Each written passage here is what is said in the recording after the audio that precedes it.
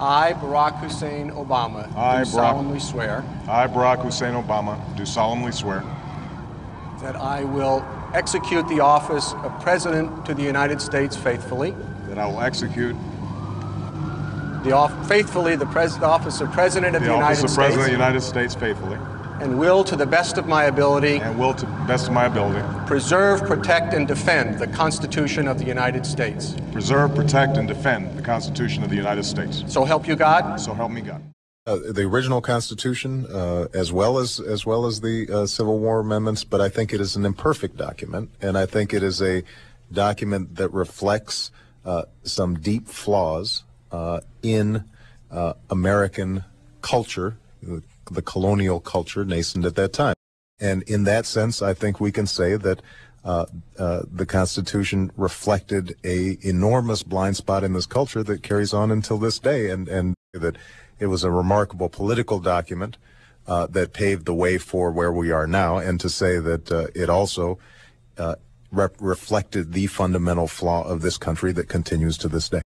A bill written in secret by Senator McCain and Senator Carl Levin that would give the U.S. military and not civilian law enforcement agencies the ability to arrest anyone and hold that person indefinitely, even if that person is an American arrested on American soil. Under the provisions, would it be possible that an American citizen then could be declared an enemy combatant and sent to Guantanamo Bay and detained indefinitely?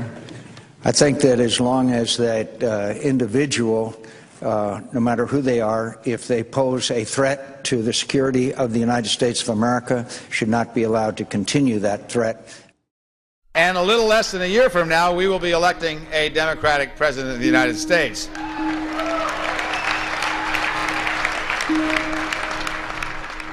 The only reason I'm standing here today is because somebody, somewhere, stood up when it was risky, stood up when it was hard, stood up when it wasn't popular. And because that somebody stood up, a few more stood up. And then a few thousand stood up. And then a few million stood up.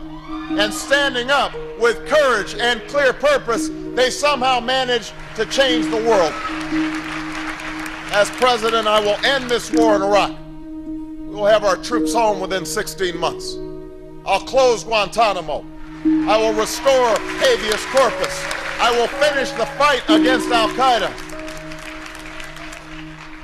This party, the party of Jefferson and Jackson, of Roosevelt and Kennedy, has always made the biggest difference in the lives of the American people when we led not by polls but by principles, not by calculation but by conviction. When we summoned the entire nation to a common purpose, a higher purpose.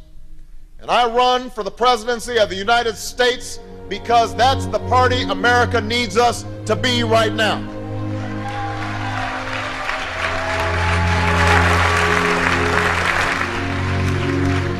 A party that doesn't just offer change as a slogan, but real, meaningful change. And I'll lead the world to combat the common threats of the 21st century: nuclear weapons and terrorism, climate change and poverty, genocide and disease. And I will send once more a message to those yearning faces beyond our shores that says, you matter to us. Your future is our future. I'm running in this race because of what Dr. King called the fierce urgency of now. Because I believe there's such a thing as being too late. And our moment is now. America, Democrats, our moment is now.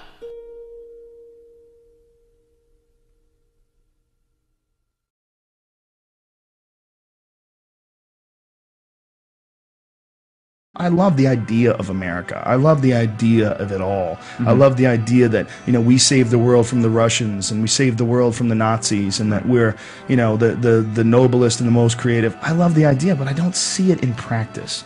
And it scares me to think that I'm a rube, that I'm locked into this stupid fucking system. And if it gets any worse, man, I don't know what to do.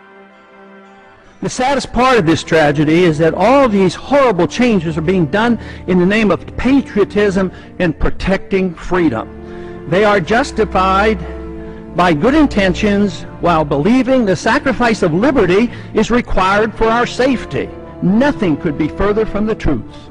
More sadly is the conviction that our enemies are driven to attack us for our freedoms and prosperity, and not because of our deeply flawed foreign policy that has generated justifiable grievances and has inspired the radical violence against us.